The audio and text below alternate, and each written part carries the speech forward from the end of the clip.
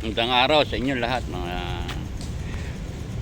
masugid na nanonood at nagtataga po sa aking vlog.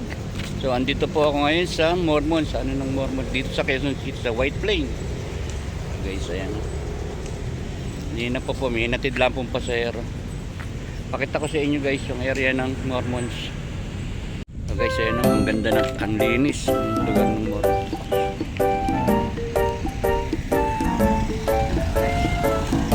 Guys, nakikita ba niya yung lugar na yun? Tinuturo ko. Bundok ng Rizal yun. So, ito yung pinaka-church nila.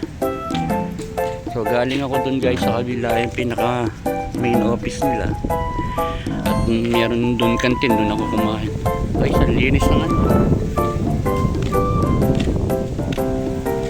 Ang linis naman ng Mormons. Fairness sa mga Mormons. Ang linis.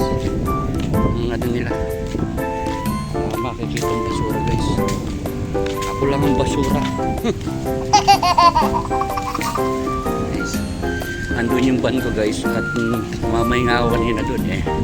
Kumain lang tayo ng tanghalian. So iinom tayo ng ako lang pala iinom ako ng aking maintenance guys. Oh, ganda oh. Sa lukuyang ginagawa yung mga building na yun. So ayan, Pasig pa yan guys, Quezon City. Quezon City at Pasig. Ito kasi yung White Plains at ito, Pasig at saka Quezon City.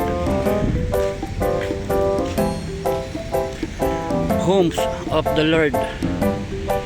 Ayun, and wholeness to the Lord. Ayun pala, the house of the Lord.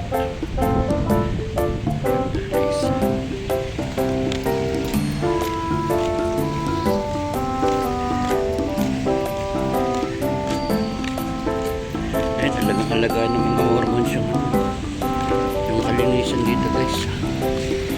Kaya pagka meron di malinis dito, ako lang. So yung aking mga sakay guys ay isa lang naman actually yung yate nila. Pero madai ko sakay na bata. So ngayon ko lang nalaman guys na yung nilang taga-amin ay Mormons pala. Guys, ayun yung si Bliss.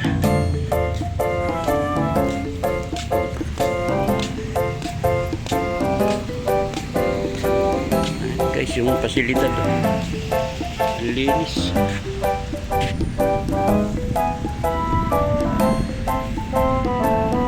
Akala mo wala nang ganito sa Manila, meron pa pala. At isa na to yung ng Mormons na to. Ang ganda, linis. Guys,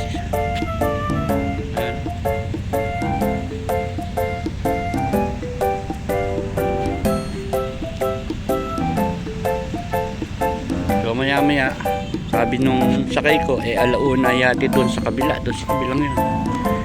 Pagkahatid namin ay uwi na kami ng Bulacan.